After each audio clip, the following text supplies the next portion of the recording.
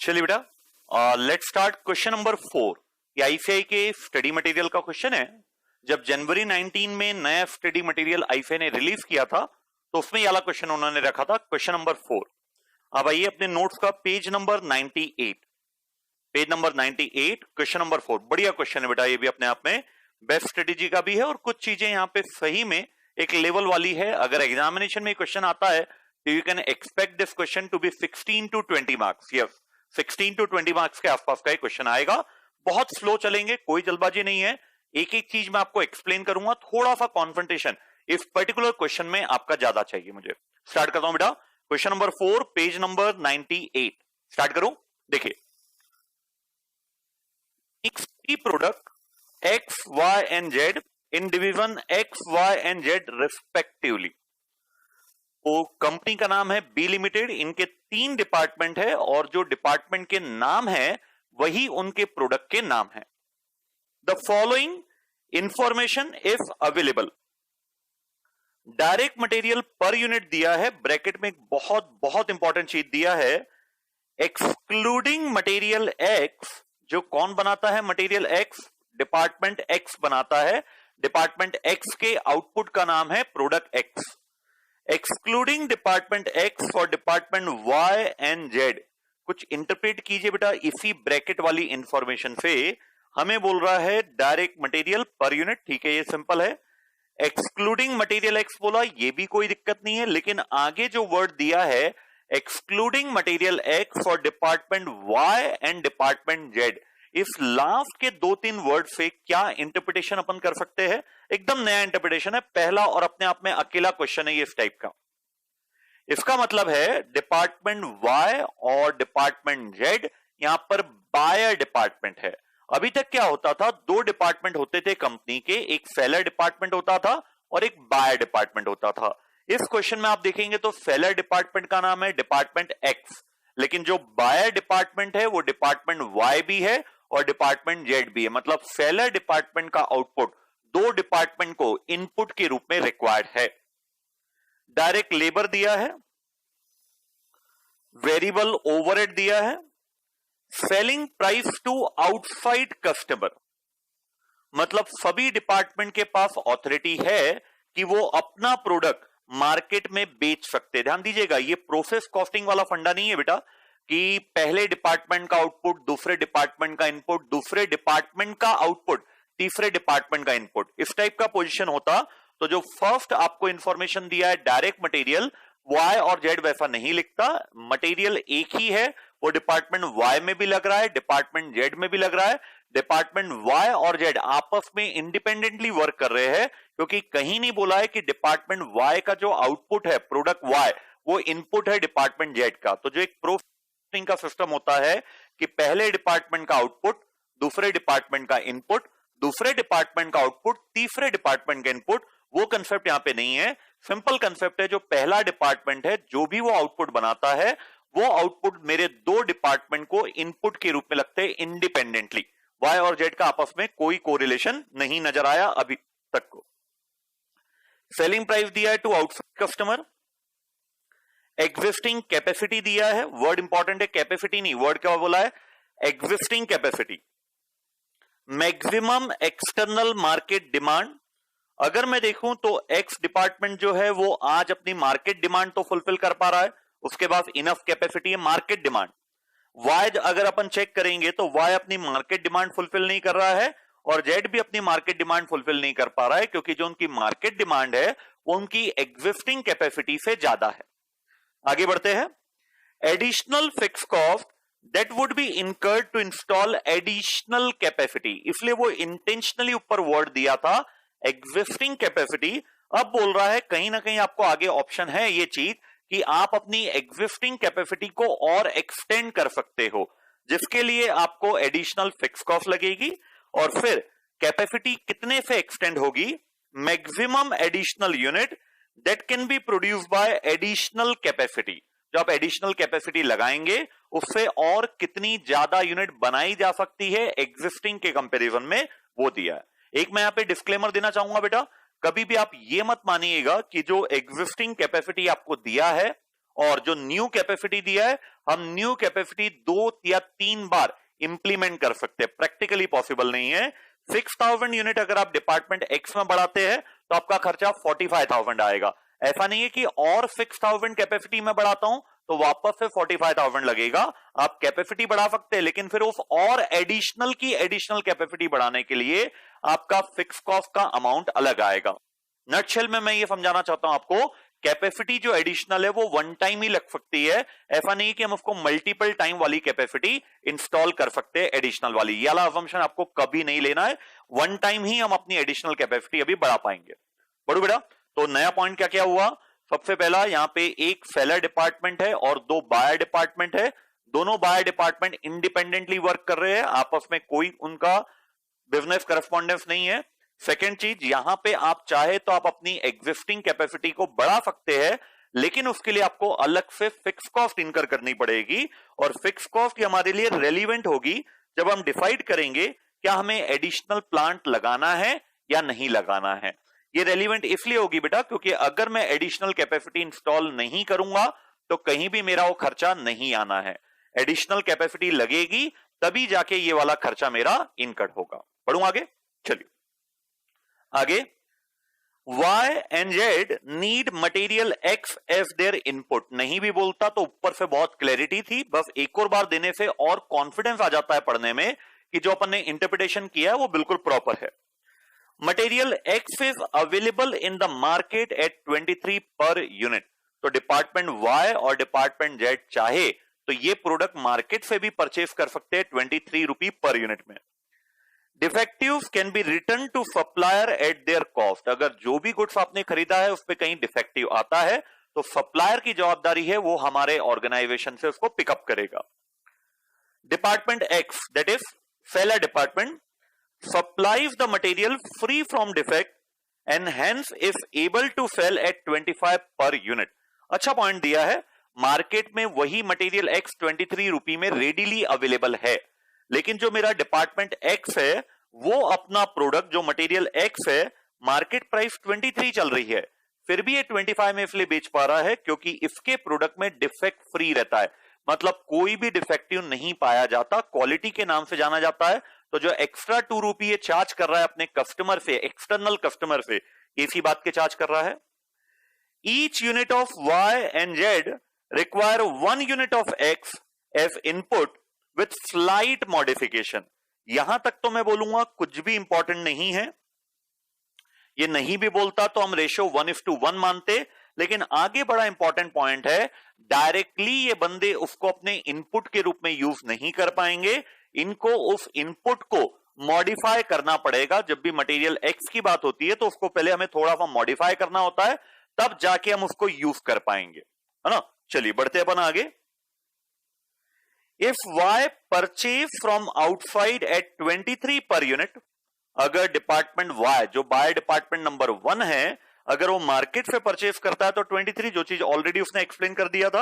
अब आगे क्या बोल रहा है, apart from paying rupee 23 to the supplier, department Y that is buyer department 1 has to incur rupee 3 per unit as modification and inspection cost।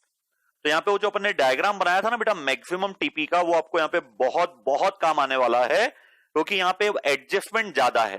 तो ये जो 3 रुपए है ये अगर मैं मार्केट से बाय करूं तो मेरा इनकम होगा। नाउ द क्वेश्चन इज अगर मैं इंटरनली बाय करता हूं तो क्या? If buyer department Y purchase from seller department, it has to incur in addition to the transfer price rupee 2 per unit to modify it। 2 रुपए modification के लगेंगे। बहुत अगर आप माइन्यूट जाना चाहते हो, हालांकि क्वेश्चन में उसका कोई फर्क नहीं पड़ेगा, तो कम पैसे क्यों लग रहे हैं उसके पीछे रीजन है बेटा। यहाँ पे जो 3 रुपये आपका इनकर्ड हो रहा है ये मॉडिफिकेशन के लिए और इंस्पेक्शन के लिए कंबाइंड है, क्योंकि जब आप मार्केट से परचेस करते हो तो कोई गारंटी नहीं है कि आपको क्वालिटी इनपुट मिले, तो आपको इंस्पेक्शन करना पड़ता है अपने सेटिस्फेक्शन के लिए। लेकिन डिपार्टमेंट एक्स अपने क्वालिटी प्रोडक्ट के लिए जाना जाता है तो आप वहां पे इंस्पेक्शन नहीं कर रहे, सिर्फ आपके जो 2 रुपए लग रहे हैं वो मॉडिफिकेशन के लिए लग रहे हैं। तो मैं वापस बोल रहा हूं, इतना डिटेल में कोई मतलब नहीं था, सिर्फ आपको ये ध्यान रखना है बाजार से अगर परचेस करते हैं तो सप्लायर को पेमेंट करने के अलावा हमारे 3 रुपए लगते हैं, और यही चीज अगर हम इंटरनली परचेस करते हैं तो हमारे 2 रुपये लगते हैं। आगे बढ़ते हैं अपन। इफ डिपार्टमेंट जेड मतलब buyer department number 2 gets the material from department X, मतलब इंटरनल बात कर रहा है, it can use it after incurring a modification cost of ₹1 per unit.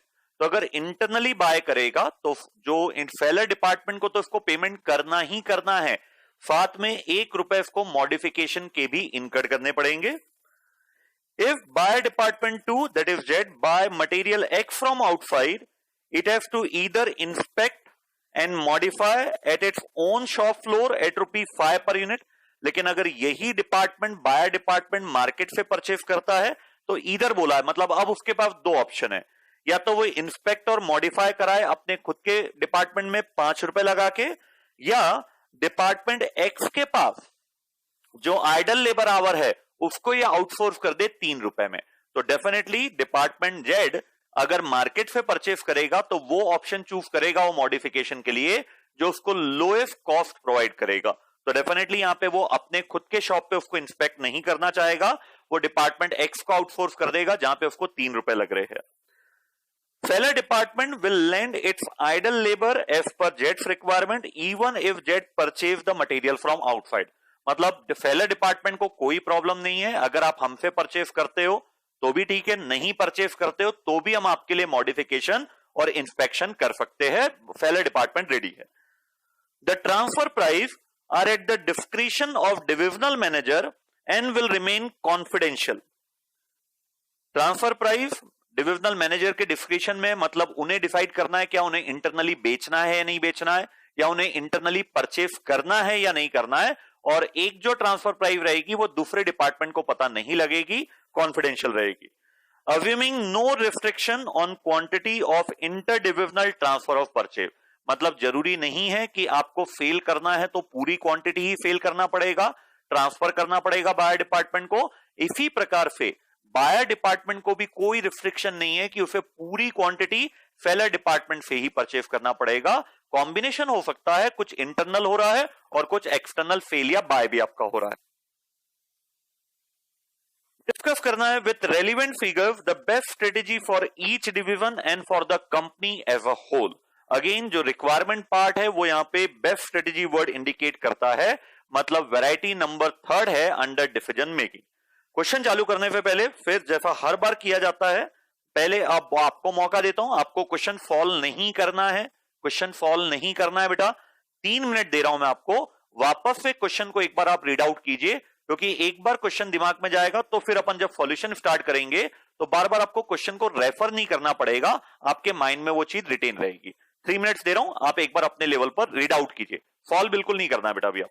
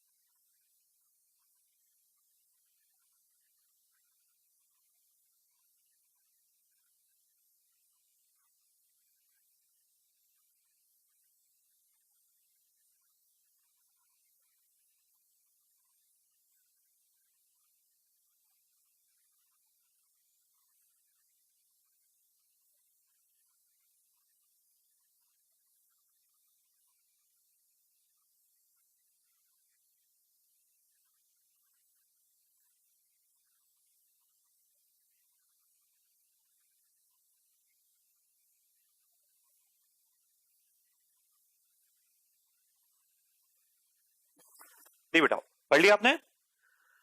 अब आइए इसमें क्या स्पेशल पॉइंट है, अब अपन इसको स्टार्ट करते हैं।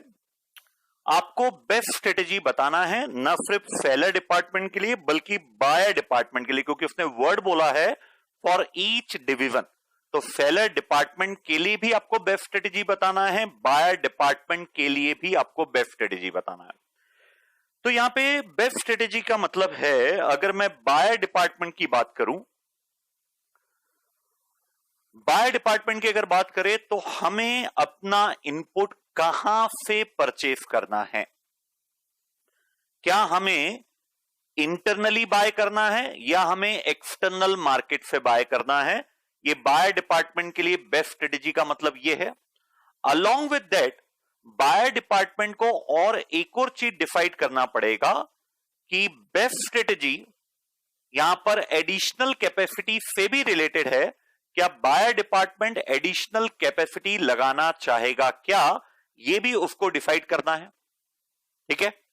सिमिलरली एक्स डिपार्टमेंट को भी अपने एडिशनल कैपेसिटी का डिसीजन लेना है। Along with that department x जो सेलर डिपार्टमेंट है उसको यह डिसाइड करना है कि उसके पास अब 3 कैटेगरी ऑफ कस्टमर है। External customer, internal customer number 1, internal customer number 2, that is department Z. तो किस कैटेगरी ऑफ कस्टमर को वो पहले अपना गुड्स बेचे ताकि वह अपने प्रॉफिट को मैक्सिमाइज कर पाए। तो यहां पर बेस्ट स्ट्रेटेजी का मतलब क्या है, पहले आप ये लिखिए। इसको एक काम करते हैं बेटा, इस क्वेश्चन को ऐसा नहीं होगा कि अपन सिर्फ ओरली डिस्कस करें, हाथ क्या था, आप इसको कंसेप्ट कॉपी में भी लिखिए, क्योंकि जब अपन इसको राइटिंग वर्क भी लिखेंगे ना एक्सप्लेनेशन का, तो चीजें और क्लियर होगी। तो एक क्वेश्चन फिर आपको बहुत easily at the end grip में आ जाएगा। तो कंसेप्ट कॉपी ओपन कीजिए बेटा अभी आप, उसमें लिखिए क्वेश्चन नंबर 4। क्वेश्चन नंबर 4 थोड़ा बहुत डिटेल यहां पे जाएगा as compare to earlier question, क्योंकि क्वेश्चन में बहुत सारी टेक्निकलिटी है। एक एक पॉइंट को अपने को क्लेरिफाई करना है और हाथ के हाथ फिर वो पॉइंट अपन सॉल्व भी करते जाएंगे। तो सबसे पहला पॉइंट लिखिए आप कंसेप्ट कॉपी में बेटा ना, फेयर कॉपी में नहीं, कंसेप्ट कॉपी में लिखिए क्वेश्चन नंबर 4 पहला point. The requirement part contain the words best strategy. The requirement part contain the words best strategy.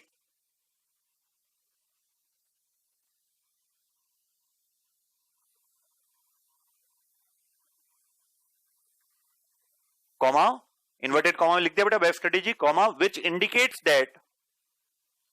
which indicates that variety number 3rd if applicable, which indicates that variety number 3rd if applicable.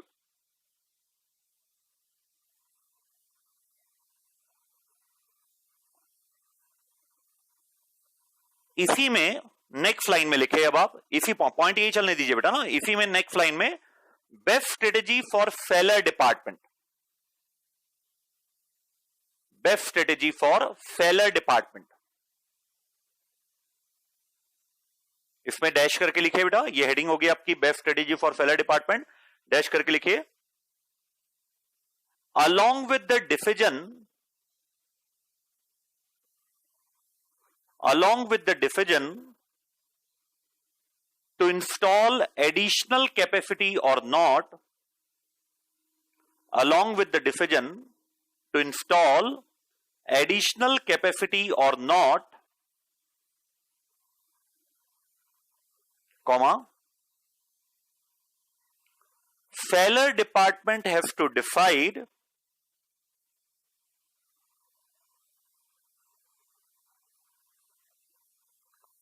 the priority of sale. The seller department has to decide the priority of sale among the 3 categories of customer. Among the 3 categories of customer. Dash करके लिखे बेटा, external customer, comma internal customer Y, internal customer Y and internal customer Z.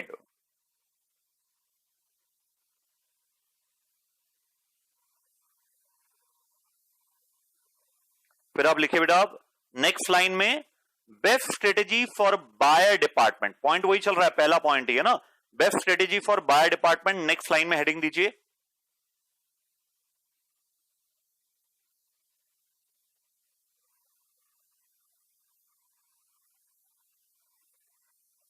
इसमें लिखिए बेटा आप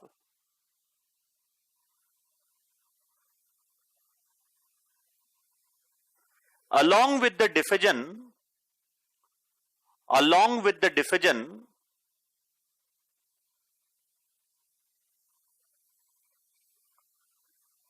to install additional plant capacity or not, along with the division to install additional plant capacity or not, comma, buyer department will have to decide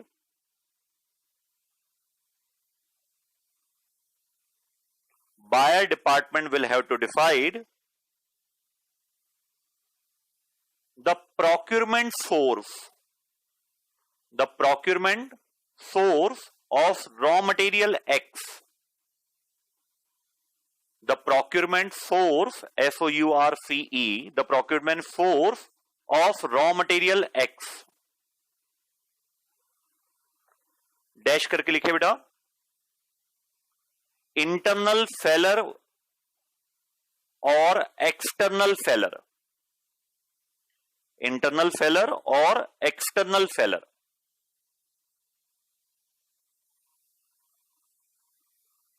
अब एक बड़ा important question लिखिए अब second point, पहला पॉइंट आपका कंप्लीट हुआ, अब second point लिखिए आप, एक दो लाइन ड्रॉप कीजिएगा बेटा ना, थोड़ा स्पेसियस रखिएगा ताकि बाद में आपको पढ़ने में इंटरेस्ट आए इस कंसेप्ट को। सेकेंड पॉइंट लिखिए अब आप, who will decide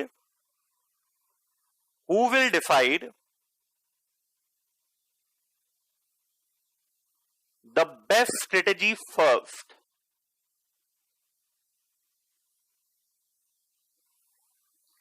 Who will decide the best strategy first?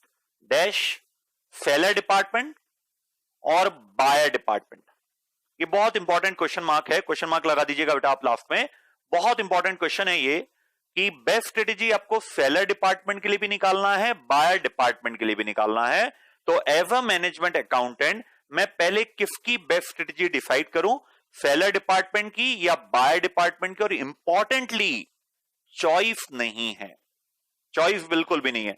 या तो पहले बेस्ट स्ट्रेटेजी आप सेलर डिपार्टमेंट की ही कैलकुलेट करेंगे और उसके बाद बायर डिपार्टमेंट की, या पहले बायर डिपार्टमेंट की बेस्ट स्ट्रेटेजी सिलेक्ट करेंगे उसके बाद आप सेलर डिपार्टमेंट की स्ट्रेटेजी सिलेक्ट करेंगे। तो चॉइस नहीं है बेटा, इसलिए क्वेश्चन बड़ा इंपॉर्टेंट है, क्योंकि अगर ये प्रॉपरली डील नहीं हुआ तो आपका क्वेश्चन आगे ही नहीं बढ़ेगा। तो ये क्वेश्चन बहुत इंपॉर्टेंट है कि बेस्ट स्ट्रेटेजी पहले हम किसकी डिसाइड करें, सेलर डिपार्टमेंट की या बायर डिपार्टमेंट की, क्योंकि इस क्वेश्चन में आपके पास चॉइस नहीं है। तो मैं आपको समय देता हूं 1 मिनट का करीबन, या 1 से 2 मिनट का, आप अपने लेवल पर एक बार सोचिए विथ लॉजिक, ये इंपॉर्टेंट है बेटा ना, तुक्का नहीं मारना है कि हमें किसकी बेस्ट स्ट्रेटेजी पहले सोचना है। आप बेस्ट स्ट्रेटेजी किसकी पहले निकालेंगे, सेलर डिपार्टमेंट की या बायर डिपार्टमेंट की, फिर आप और मैं इसको डिस्कस करते हैं। लॉजिक भी चाहिए बेटा, जब आप सोचेंगे कि हम इसकी पहले बेस्ट स्ट्रेटेजी निकालेंगे तो उसका लॉजिक भी मुझे चाहिए कि आपने जो प्रेफरेंस रखा है कि पहले इसकी बेस्ट स्ट्रेटेजी निकालेंगे फिर हम दूसरे डिपार्टमेंट की बेस्ट स्ट्रेटेजी निकालेंगे, ऐसा क्यों। मैं समझ देता हूं आपको, 1 से 2 मिनट का सोचिए, क्योंकि आपके बिना इमेजिनेशन के मेरे द्वारा कराना थोड़ा इनजस्टिस होगा। तो सोचिए बेटा, 1 से 2 मिनट है आपके पास।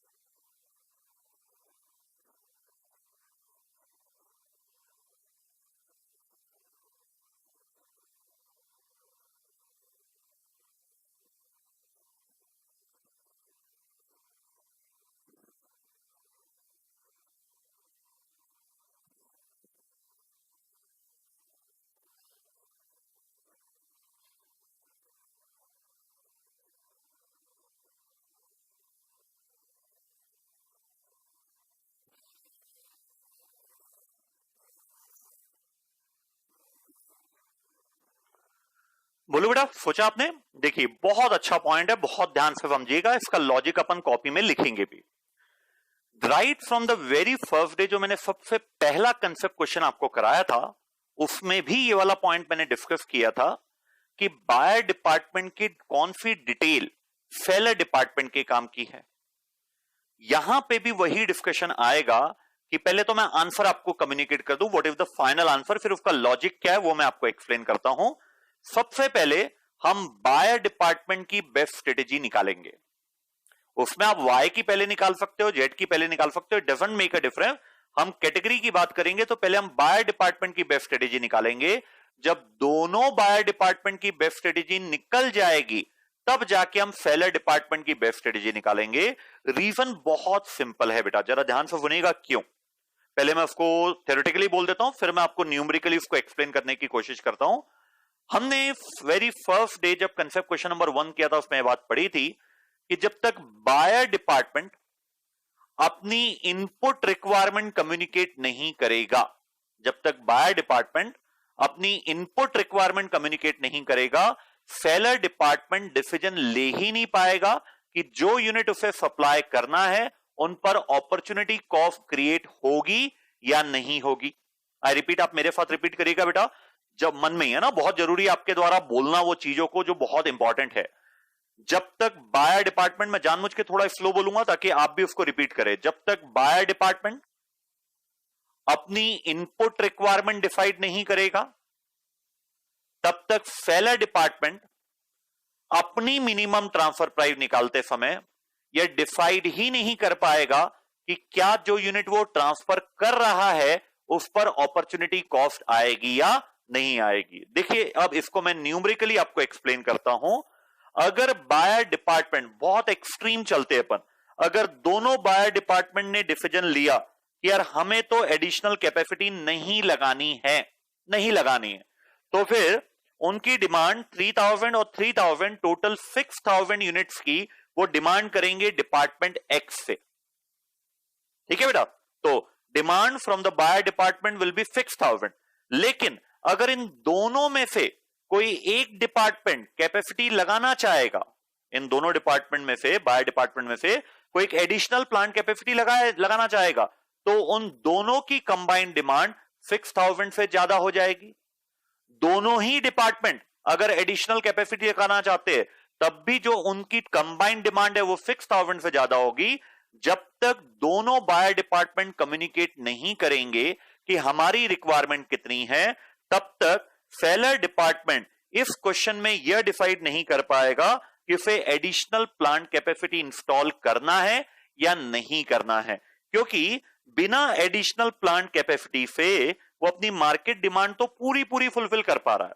उसकी कैपेसिटी 6000 है जबकि मार्केट डिमांड 5000 है, लेकिन इंटरनल डिमांड कितनी है जब तक उसको ये नहीं पता लगेगा तब तक वो एडिशनल कैपेसिटी का अपना डिसीजन नहीं ले पाएगा, है ना। तो लिखिए बेटा इसमें आप जो आपने सेकंड क्वेश्चन लिखा है, बहुत इंपॉर्टेंट पॉइंट था ये कि किसकी बेस्ट स्ट्रेटेजी हम पहले डिसाइड करेंगे, बायर डिपार्टमेंट्स की या सेलर डिपार्टमेंट की। लिखिए बेटा आंसर इसमें, कंसेप्ट कॉपी में कंटिन्यू कीजिए। Point number 2,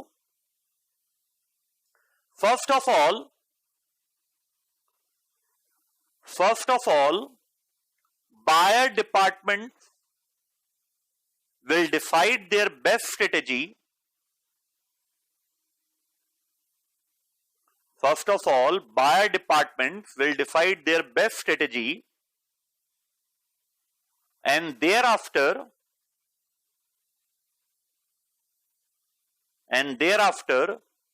seller will decide its best strategy.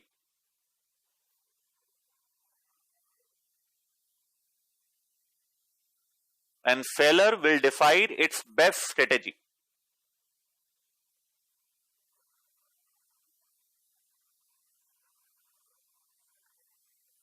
Next line में पॉइंट यही है बेटा, नेक्स्ट लाइन में लिखे लॉजिक। क्या लॉजिक है? जब तक बायर डिपार्टमेंट्स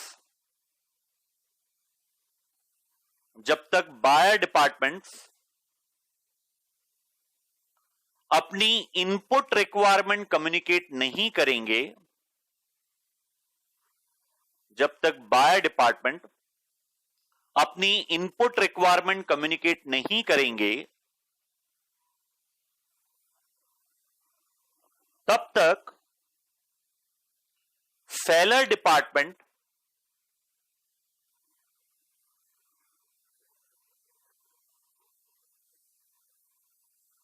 इन्वर्टेड कॉमा में additional plant capacity inverted comma close, additional plant capacity का डिफिजन, इन्वर्टेड कॉमा क्लोज कर देना बेटा, additional plant capacity inverted comma close का डिफिजन नहीं ले पाएगा।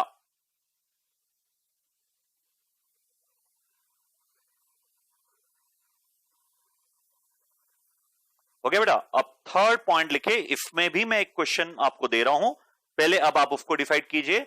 आप पढ़िए रिक्वायर अपना पॉइंट नंबर 1 में अपन ने क्या लिखा था, बायर डिपार्टमेंट के लिए बेस्ट स्ट्रेटेजी का मतलब है इस पर्टिकुलर क्वेश्चन में एडिशनल प्लांट का डिसीजन लेना और सोर्स ऑफ प्रोक्योरमेंट कहां से बाय करना है वो वाला डिसीजन लेना। तो पहले कौन सा डिसीजन लिया जाएगा वो बड़ा इंपॉर्टेंट है, लिखे आप।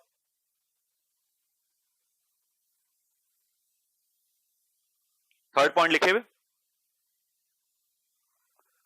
How the additional plant decision will be taken. पहले नॉर्मल लिख देते, फिर एक क्वेश्चन नंबर 4 में आपको पूछूंगा, लिखेंगे भी उसको कॉपी में और फिर अपन उसको सॉल्व करेंगे। क्या लिखा आपने, how the additional plant decision will be taken,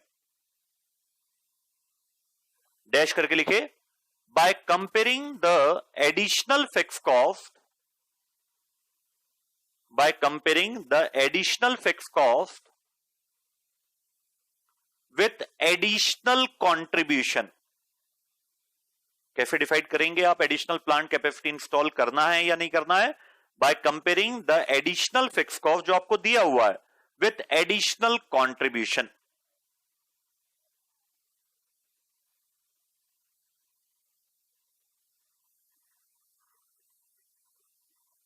clear है बेटा। चलिए अब फोर्थ पॉइंट लिखे आप, ये बड़ा इंपॉर्टेंट क्वेश्चन है।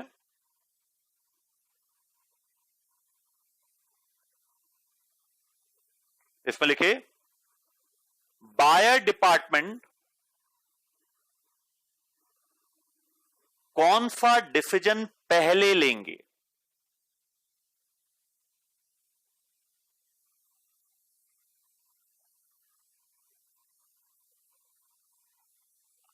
बायर डिपार्टमेंट, अब बायर डिपार्टमेंट आपने ये बोल दिया बायर डिपार्टमेंट अपनी बेस्ट स्ट्रेटेजी डिसाइड करेगा, तो वहां पे भी 2 डिसीजन है तो उनका भी सीक्वेंस डिसाइड करना पड़ेगा।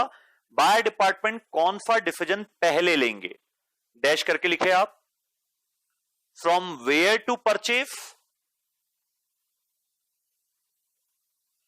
फ्रॉम वेयर टू परचेज और additional plant capacity decision, from where to purchase और एडिशनल प्लांट कैपेसिटी डिसीजन। तो बहुत इंपॉर्टेंट क्वेश्चन है ये, क्योंकि आपको बेस्ट स्ट्रेटेजी में एक डिसीजन नहीं 2 डिसीजन लेने हैं। तो अब यहां पे भी बेटा आपके पास चॉइस बिल्कुल भी नहीं है, वाई और जेड को दोनों को इंडिविजुअली 2 डिसीजन लेने हैं, एडिशनल प्लांट कैपेसिटी लगाए या ना लगाए, along with the source of raw material procurement, कहां से वो अपना रॉ मटेरियल प्रोक्योर करे, internal department that is department x seller department या एक्सटर्नल सेलर से कहां से वो प्रोक्योर करे, इन्हें डिसाइड करना है।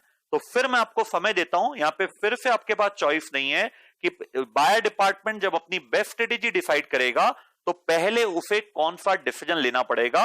अगेन मैं बेटा आपको 1 से 2 मिनट देना चाहूंगा, फिर ही जाके मैं क्वेश्चन आगे बढ़ाऊंगा, है ना। तो आपको 1 से 2 मिनट दे रहा हूं, आप सोचिए कौन सा डिसीजन बायर डिपार्टमेंट पहले लेगा। कोई भी एक डिपार्टमेंट के बारे में सोच लीजिए, वाई का जैसे सोचेंगे 100% वैसा ही जेड का सोचना है। तो एक डिपार्टमेंट लीजिए, आप सोचिए कि वो डिपार्टमेंट बायर डिपार्टमेंट पहले एडिशनल प्लांट कैपेसिटी का डिसीजन लेगा या पहले वो कहां से परचेज करे ये वाला डिसीजन लेगा। अगेन बोल दूं, चॉइस नहीं है उसके पास, पहले उसे वही डिसीजन लेना पड़ेगा, तब जाके वो अपने डिपार्टमेंट के लिए दूसरा डिसीजन ले पाएगा। 1 से 2 मिनट है बेटा आपके पास।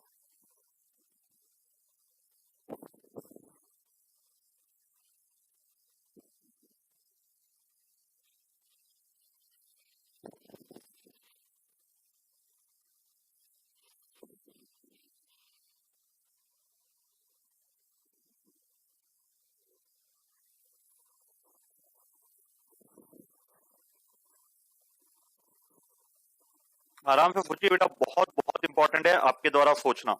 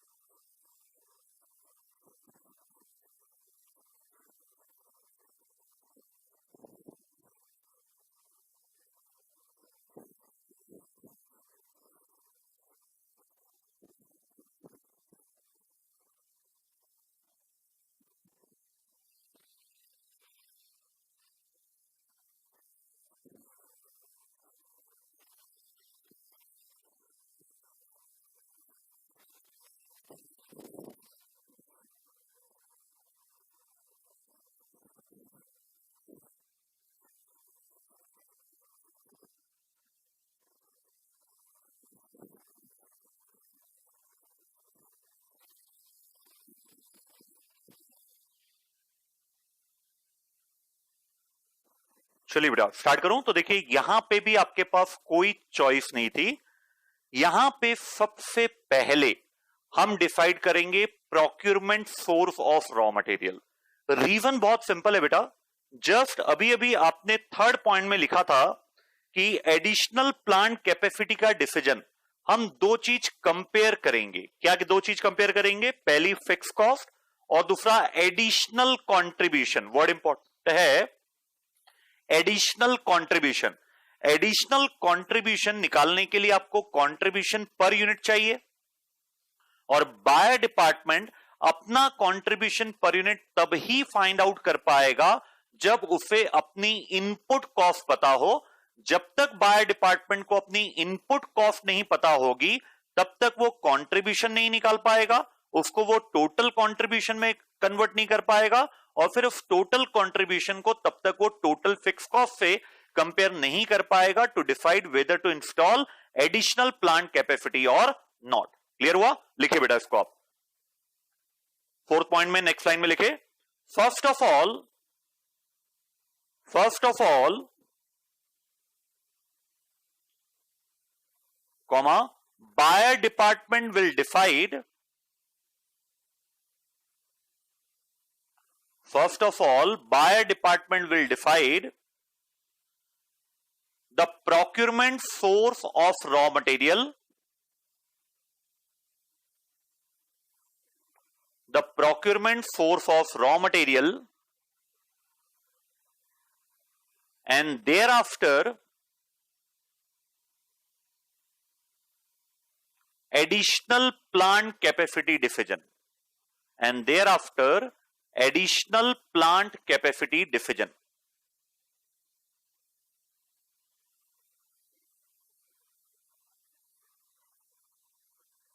नेक्स्ट लाइन में लिखे लॉजिक। क्या लॉजिक है इसका, क्यों अपन ऐसा बोल रहे हैं? नेक्स्ट लाइन में लिखे बेटा लॉजिक, जब तक इनपुट कॉस्ट नहीं पता होगी, जानबूझ के इंटेंशनली मैं इसको प्योर हिंदी में लिखा रहा हूं ताकि ज्यादा बाद में इसका आपको इंपैक्ट मिले, जब तक इनपुट कॉस्ट नहीं पता चलेगी कॉमा तब तक contribution per unit find out नहीं हो पाएगा। जब तक इनपुट कॉस्ट नहीं पता लगेगी तब तक contribution per unit find out नहीं हो पाएगा।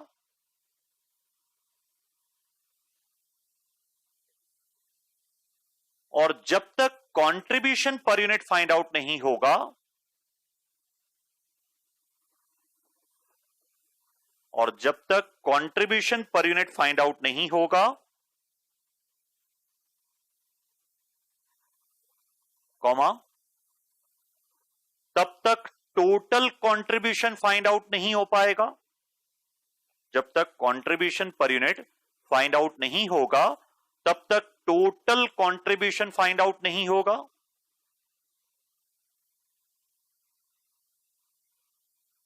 and which if required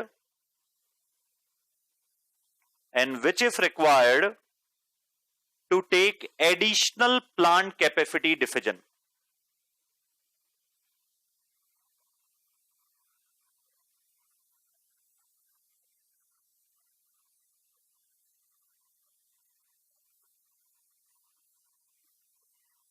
ठीक है बेटा, चलिए अब लिखे point number 5,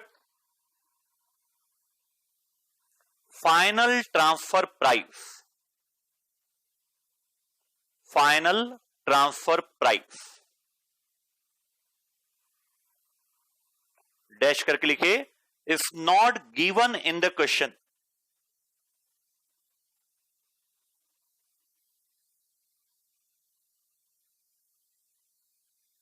full stop. Thus, the department will take neutral position। इसको अंडरलाइन कर दीजिएगा या रेड पेन से लिखिएगा न्यूट्रल पोजीशन को। Thus, the department will take neutral position while taking its own decision। Thus, the department will take neutral position while taking its own decision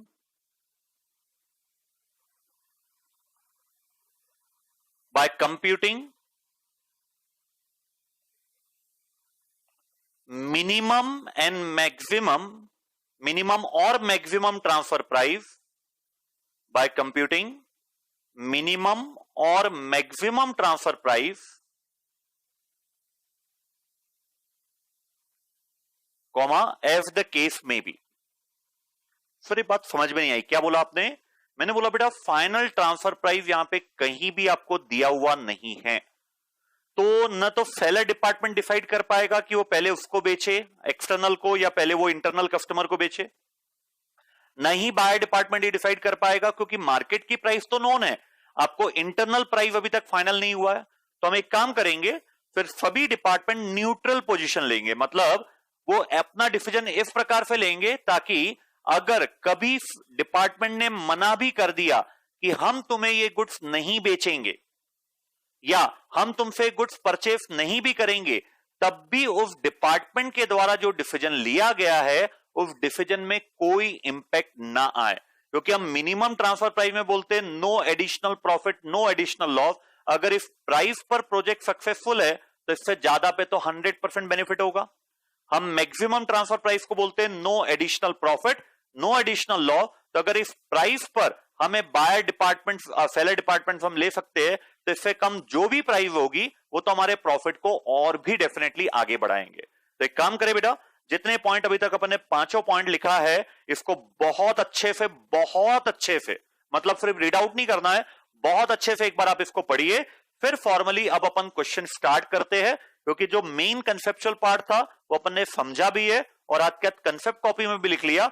अब उसी जो अपन ने कंसेप्ट कॉपी में लिखा है अब उसको न्यूमेरिकली कैसे एक्सप्रेस करना है एग्जामिनेशन में, वो अब अपने को सीखना है रिमेनिंग टाइम में। तो फिर से समय देता हूं मैं आपको 3 से 4 मिनट का, पूरा टाइम यूटिलाइज कीजिए बेटा और बहुत इफेक्टिवली तरीके से यूटिलाइज कीजिए, ताकि जब अपन न्यूमेरिकल क्वेश्चन स्टार्ट करें तो फिर कहीं भी आपको प्रॉब्लम ना आए कि हमने ये वाला पार्ट पहले क्यों सॉल्व किया, ये क्यों फाइंड आउट कर रहे हैं, फिर ये वाला डाउट नहीं आना चाहिए, है ना। तो समय देता हूं बेटा 3 से 4 मिनट का, अपने लेवल पर एक बार बहुत अच्छे से पढ़िए आप।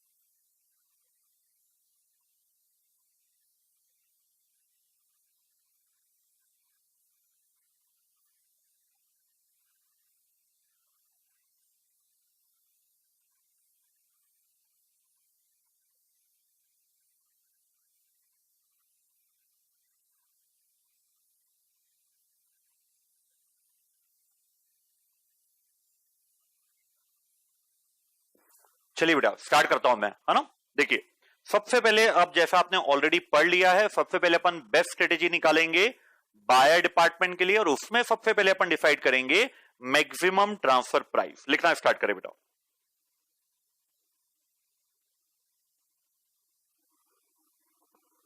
Best strategy for buyer department.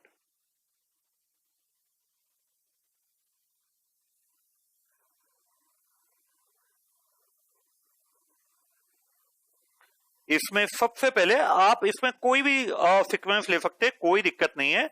मैं सबसे पहले ले रहा हूं डिपार्टमेंट वाई।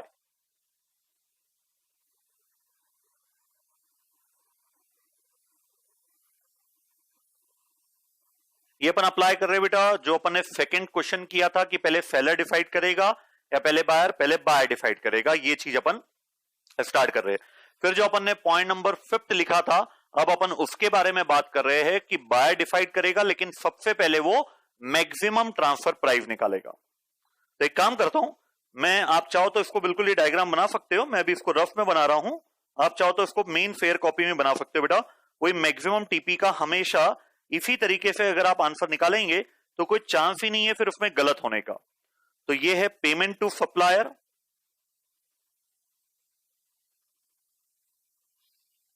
फिर है इंसिडेंटल कॉस्ट,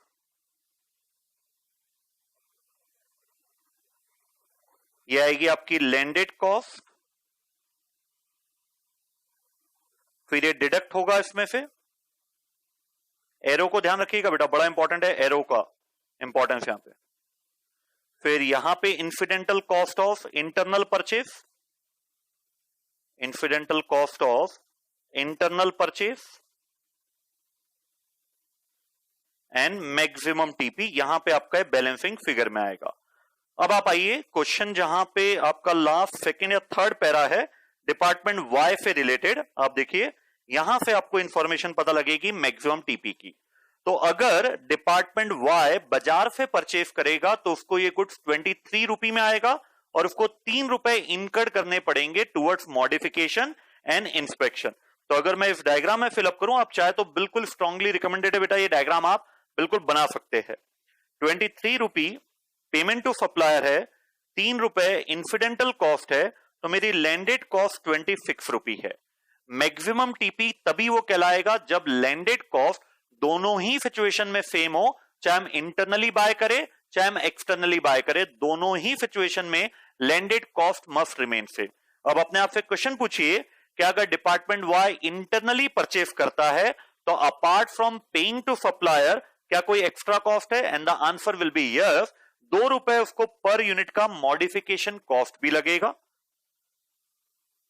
तो 26 रुपी लैंडेड कॉस्ट आनी चाहिए, जिसमें से उसको पता है जो भी पेमेंट करे वो इंटरनल सेलर को उसके अलावा 2 रुपए और लगेंगे, तो 26 रुपी में से वो 2 रुपी डिडक्ट कर देगा। तो the maximum transfer price will be ₹24 through balancing figure. बढ़ू बेटा आगे, चलिए बना लिया आपने ये। अब लिखते अपन इसी को फॉर्मली कैसे लिखा जाएगा। पहला point, computation of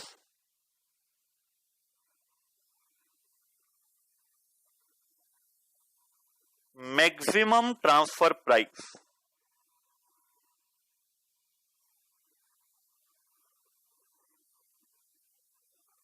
external purchase cost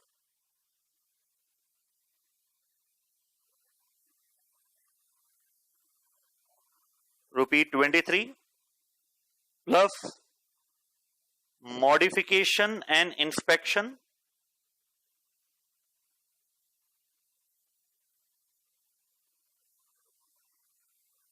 ₹3। 26 रुपी को बोला जाएगा landed cost less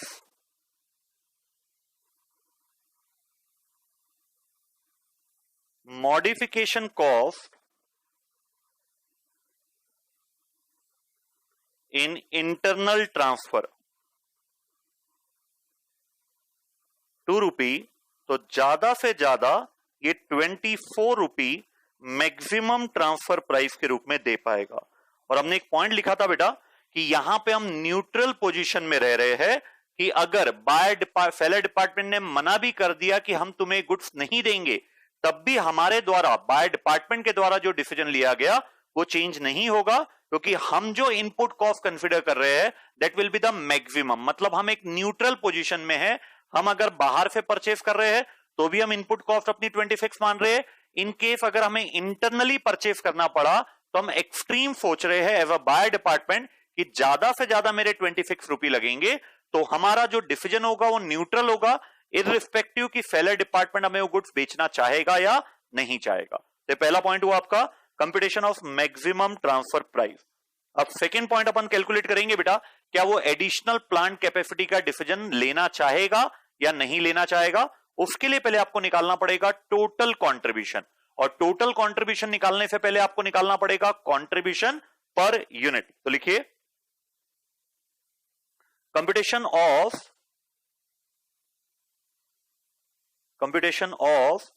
contribution per unit.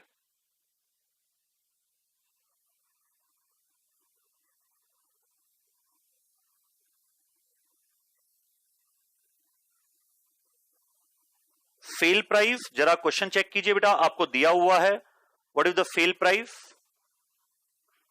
Sale price जो डिपार्टमेंट एक्स बेच रहा है उसकी है 65 रुपी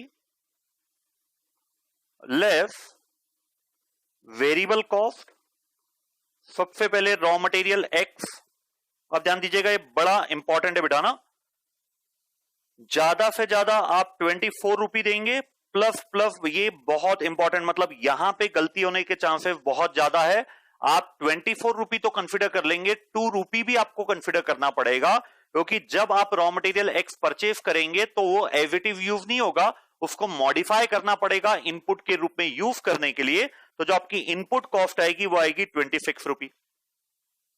मैं इसलिए बोल रहा हूं ये 26 रुपी अगर आप एक्सटर्नली बाय करते तो भी आपका 26 रुपी ही आंसर आता। रीजन बहुत सिंपल है, फिर मार्केट में आप 23 रुपी देते और मॉडिफिकेशन और इंस्पेक्शन के आपके 3 रुपी लगते, लेकिन इनपुट कॉस्ट तो अभी भी 26 आ रही है। इसलिए वो पॉइंट हमने वर्ड सिलेक्टिवली यूज किया है, न्यूट्रल पोजीशन पे हम काम कर रहे हैं यहां पे। फिर अदर वेरिएबल कॉस्ट लिख दीजिए। अदर वेरिएबल कॉस्ट में आपको क्वेश्चन में सब कुछ दिया हुआ है बेटा, 22 रुपी, 6 रुपी एंड 2 रुपी। मिला आपको 22 रुपी का material other than material x, 6 रुपी की लेबर कॉस्ट और 2 रुपी का वेरिएबल ओवरहेड। टोटल लगाइए 30 रुपी। तो this will be your contribution per unit. निकालिए 65 minus 26 minus 30, so you will earn a minimum of 9 rupee. Minimum क्यों बोल रहा हूं मैं यहां पे, क्योंकि अगर सेलर डिपार्टमेंट एग्री हो गया एनी प्राइस बिलो 24, तो जो भी बेनिफिट होगा वो हमारे कंट्रीब्यूशन को और बढ़ाएगा ही, कम नहीं करेगा। So this is my minimum contribution. और डिसीजन लेते समय हमेशा आप एक एक्सट्रीम पोजीशन कंसीडर करते कि इनकम को आप हमेशा कम से कम कंसीडर करते ताकि डिसीजन कभी भी आपका गलत ना हो। नाउ अब लिखे आप decision of additional plant capacity. Decision of additional plant capacity.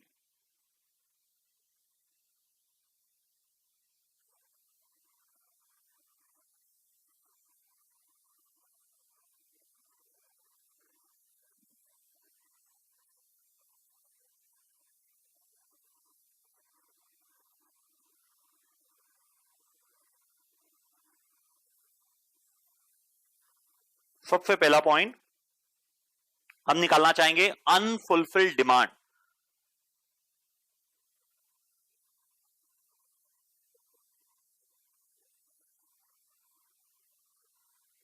Unfulfilled demand के लिए आज हमारा मार्केट डिमांड कितनी है भाई?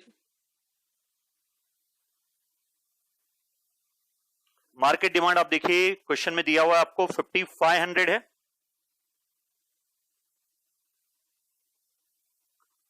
एग्जिस्टिंग कैपेसिटी आपकी कितनी है?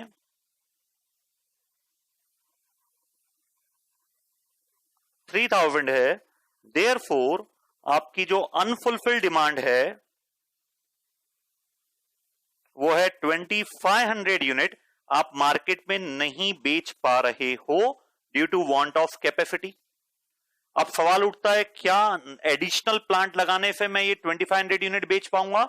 इसके लिए आपको चेक करना पड़ेगा जो आप एडिशनल प्लांट लगा रहे हो वो आपको कितनी कैपेसिटी प्रोवाइड करेगा। तो लास्ट रो में देखिए क्वेश्चन आपको बता रहा है कि ज्यादा से ज्यादा 2000 यूनिट की एडिशनल कैपेसिटी आपको मिलेगी। तो second point additional plant capacity.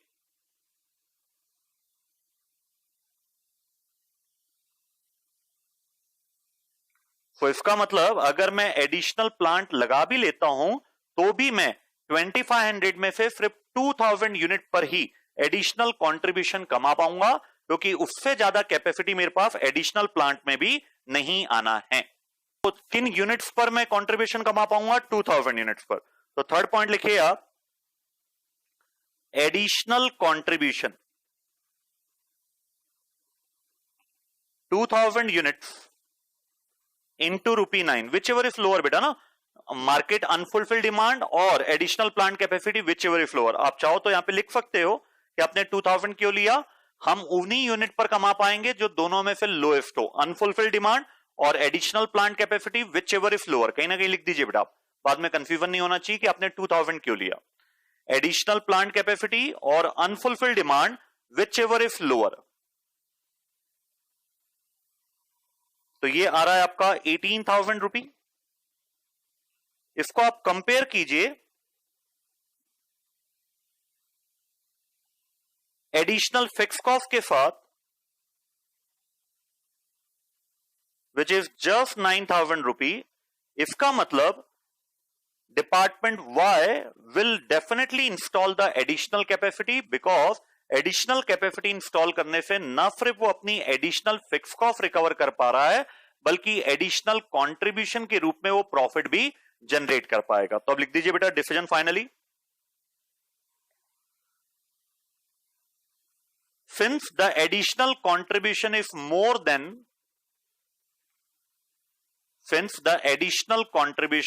more than additional fixed cost, comma, therefore department Y will install the additional capacity. Therefore department Y will install the additional capacity. चलिए बेटा अब आपके पास मौका है और मैं आपको बोल रहा हूं मैं ये डिपार्टमेंट वाई का मैंने कराया, डिपार्टमेंट जेड का फ्रिप और फ्रिप में आपको आंसर टैली कराऊंगा बेटा, फेयर कॉपी में मैं नहीं कराने वाला हूं। तो प्लीज आपसे रिक्वेस्ट है कि जो अभी मैं आपको टाइम दे रहा हूं पूरे 5 मिनट का 100% सेम फॉर्मेट है। डिपार्टमेंट जेड के लिए भी पहले आपको मैक्सिमम टीपी निकालना पड़ेगा। मैक्सिमम टीपी का मैं आपको आंसर बता दूं, यहां पे आपका मैक्सिमम टीपी आएगा 25 रुपी आना। डिपार्टमेंट जेड का अगर आप निकालेंगे तो the maximum TP will be 25। ये वर्किंग आपको करना है, फिर आपको ये निकालना है कि एक यूनिट से वह कितने रुपए कमाएगा। सो द आंसर मैं आपको जरूर कम्युनिकेट कर देता हूं, 40 + 8 + 2 + 26 - 90। तो यहां पे आंसर आएगा बेटा आपका। फिर जब आप देखेंगे कि उसकी अनफुलफिल्ड डिमांड कितनी, जानबूझ के मैं अलग कलर पे लिख रहा हूं, यहां पे 2000 यूनिट्स आएगा जबकि यहां, तो इस प्रकार से वह भी एडिशनल प्लांट का डिसीजन लेना चाहेगा क्योंकि उसका एडिशनल कंट्रीब्यूशन 28,000 है और जबकि एडिशनल फिक्स कॉस्ट सिर्फ 23,100 है। तो मौका है बेटा आपके पास पूरे 5 मिनट्स का, 5 मिनट में जल्दी से आप मुझे अपनी फेयर कॉपी में डिपार्टमेंट जेड के लिए पूरा एक एक वर्किंग करके दे। मेरी आपसे रिक्वेस्ट है, मैं दोबारा एक और बार टेली करा दूंगा लेकिन कॉपी में आपको ही करना है। मैं इस क्वेश्चन का जो अब नेक्स्ट पार्ट है डिपार्टमेंट जेड से रिलेटेड वो मैं आपकी रिस्पॉन्सिबिलिटी मान रहा हूं बेटा ना। चलिए 5 मिनट स्टार्ट होते हैं आपके, अब अच्छे से करिए, गलत होने का कोई चांस ही नहीं है, इवन 0.01% भी चांस नहीं, क्योंकि सेम फॉर्मेट आपको कट कॉपी पेस्ट करना है।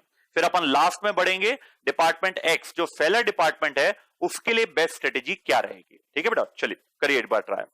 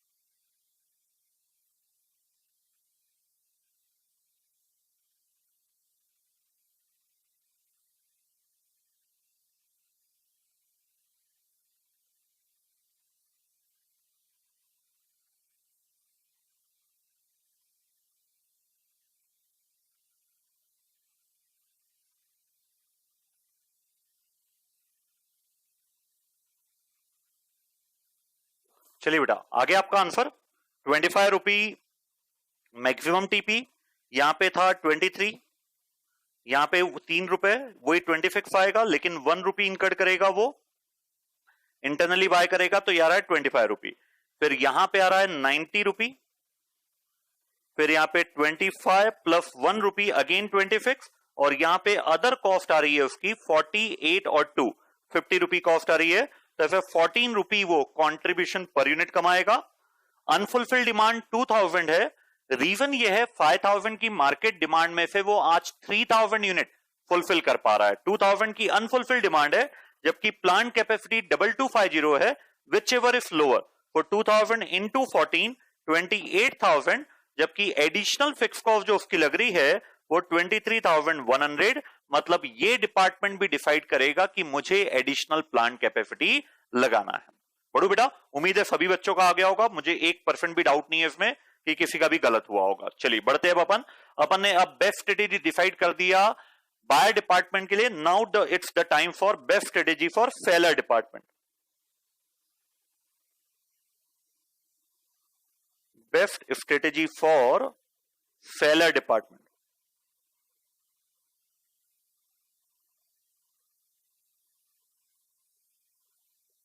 सेलर डिपार्टमेंट के लिए बेस्ट स्ट्रेटेजी क्या होगी?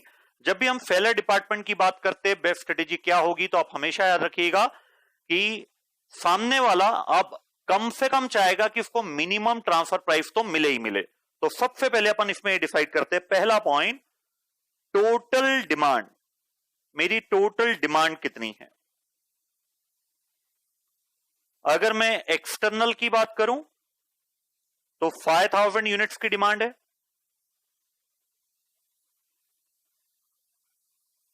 अगर मैं इंटरनल डिपार्टमेंट की बात करूं तो यहां पे 2 इंटरनल डिपार्टमेंट है मेरे पास। डिपार्टमेंट वाई जो मुझसे 3000 यूनिट प्लस बड़ा इंपॉर्टेंट, क्योंकि डिपार्टमेंट वाई ने एडिशनल प्लांट कैपेसिटी का डिसीजन लिया है, इसीलिए वो मुझसे 5000 यूनिट्स की डिमांड करेगा। फिर इंटरनल डिपार्टमेंट जेड, ये भी 3000 यूनिट तो अपनी एग्जिस्टिंग कैपेसिटी तो डिमांड करेगा ही करेगा। जस्ट अभी अभी आपने डिसाइड किया कि डिपार्टमेंट जेड भी एडिशनल प्लांट लगाना चाहता है, जिसमें वो 2000 यूनिट बना के मैन्युफैक्चर करके फोल्ड आउट करेगा, तो कोइंसिडेंटली यह भी 5000 यूनिट्स की डिमांड कर रहा है। लेकिन ऐसा जरूरी नहीं है एग्जामिनेशन में बेटा कि दोनों ही डिपार्टमेंट एडिशनल प्लांट कैपेसिटी लगाए। ये बिल्कुल प्रोबेबिलिटी है कि उनमें से एक आध डिपार्टमेंट को लॉस हो रहा हो, वो अपनी एडिशनल फिक्स कॉस्ट रिकवर नहीं कर पा रहा हो, जिसके कारण वो डिसीजन ना ले एडिशनल प्लांट का। लेकिन कोइंसिडेंटली यहां पे तीनों की ही डिमांड आप देखेंगे तो 15,000 है, जबकि मेरे पास एग्जिस्टिंग कैपेसिटी है जस्ट 6,000 यूनिट की। और अगर मैं एडिशनल प्लांट का डिसीजन ले भी लेता हूं, एडिशनल प्लांट का डिसीजन मैं ले भी लेता हूं, तो मेरे पास और एडिशनल 6,000 यूनिट्स की कैपेसिटी आ जाएगी। मतलब इन अ टोटल मैक्सिमम मेरे पास 12,000 यूनिट से ज्यादा कैपेसिटी नहीं होना है। क्लियर है बेटा? चलिए, तो ये कंफर्म हुआ अपने पास की फैक्टर की सिचुएशन है।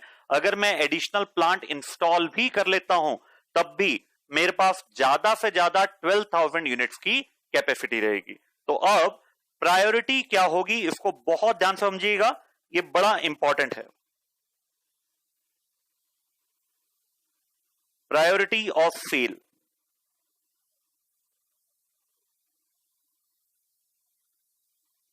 सबसे फर्स्ट प्रायोरिटी मेरी होगी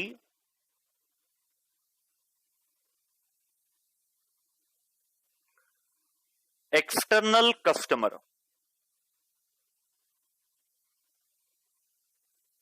ऐसा क्यों बोल रहा हूं बेटा मैं एक्सटर्नल कस्टमर? रीजन बड़ा सिंपल है। डिपार्टमेंट जेड जस्ट अभी अभी आपने निकाला, ज्यादा से ज्यादा वो आपको 25 रुपी देगा, ज्यादा से ज्यादा। डिपार्टमेंट वाई ज्यादा से ज्यादा आपको 24 रुपी देगा। मतलब अभी कंफर्म नहीं है कि मुझे 24 या 25 रुपये डिपार्टमेंट देंगे या नहीं देंगे, क्योंकि ये तो उनके लिए मैक्सिमम ट्रांसफर प्राइस है, ठीक है। जबकि मार्केट में मुझे कंफर्म है, जरा वो स्टेटमेंट देखिए कि मुझे मार्केट कितने रुपए देगा, 25 रुपी। तो वहां पे फर्मनेस है कि मुझे 25 रुपए मिनिमम और मैक्सिमम दोनों ही मिलेंगे, मतलब कम से कम भी और ज्यादा से ज्यादा 25 रुपए मिलेंगे। तो जहां गारंटी है 25 रुपए की, वो मेरी फर्स्ट प्रायोरिटी है।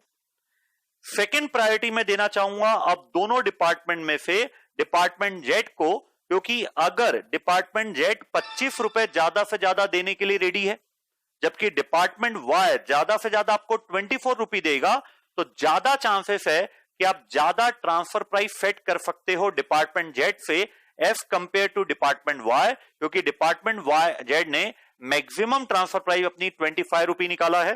तो सेकेंड प्रायोरिटी मेरी होगी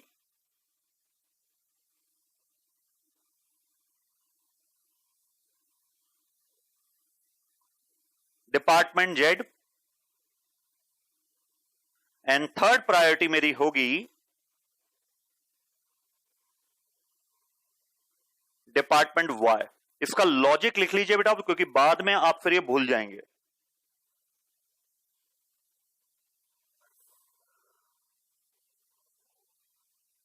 डिपार्टमेंट जेड ज्यादा से ज्यादा 24 रुपए देगा,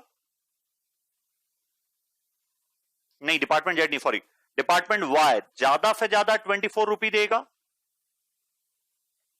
while department Z will provide a maximum of 25 rupees.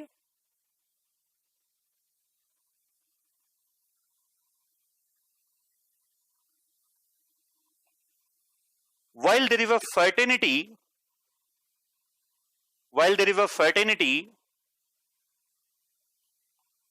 that external customer will provide you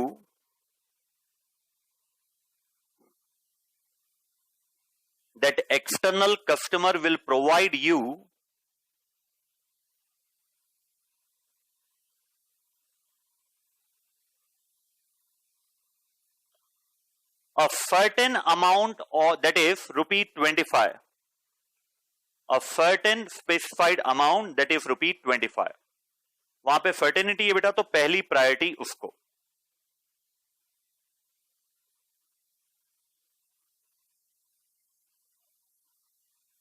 अब लिखिए आप fourth point, allocation.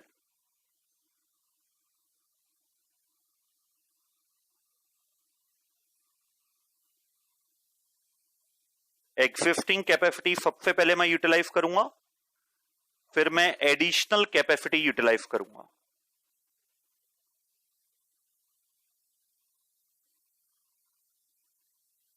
External,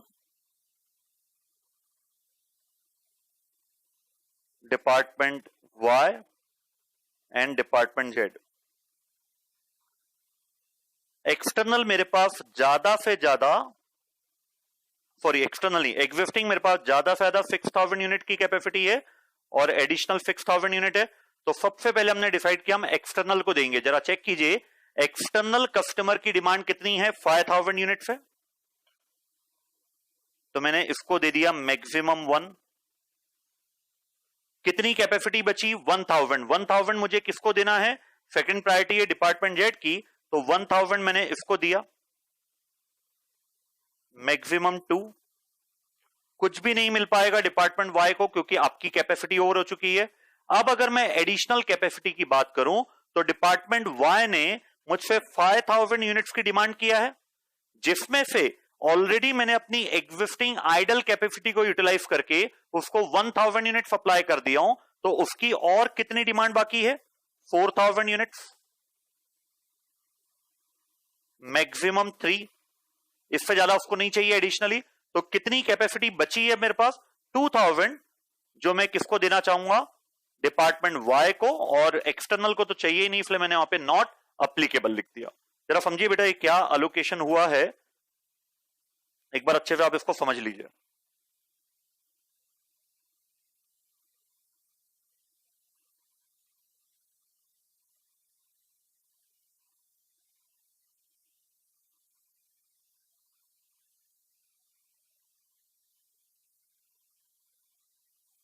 clear हुआ है? तो एग्जिस्टिंग में से जो आइडल है सबसे पहले हम वो डिपार्टमेंट जेड को देंगे, और अगर एडिशनल कैपेसिटी हमें लगाना हो तो एडिशनल कैपेसिटी हम 4000 देना चाहेंगे पहले जेड को, जो उसकी अनफुलफिल्ड डिमांड है, और बची हुई एडिशनल कैपेसिटी की 2000 यूनिट अपन डिपार्टमेंट वाई को दे पाएंगे, लेकिन डिपार्टमेंट वाई की अभी भी आप 3000 यूनिट फुलफिल नहीं कर पाओगे। अब इंपॉर्टेंट ये है, क्या ये एडिशनल प्लांट कैपेसिटी लगाना चाहेगा या नहीं चाहेगा, क्योंकि देखिए 1000 यूनिट तो आपने आइडल कैपेसिटी से दे दिया, लेकिन जो 2000 और 4000 यूनिट आप सप्लाई करोगे वो कहीं ना कहीं आपको एडिशनल फिक्स कॉस्ट रिकवर करके देना चाहिए। अगर नहीं दे पाया तो फिर आप एडिशनल प्लांट कैपेसिटी नहीं लगाओगे, मतलब आप एग्जिस्टिंग कैपेसिटी से जितना अलोकेट हो पाया उतना ही सामने वाले को अलोकेट करोगे। तो रीजन, अब पांचवा पॉइंट लिखिए, diffusion of additional plant capacity. Diffusion of additional plant capacity.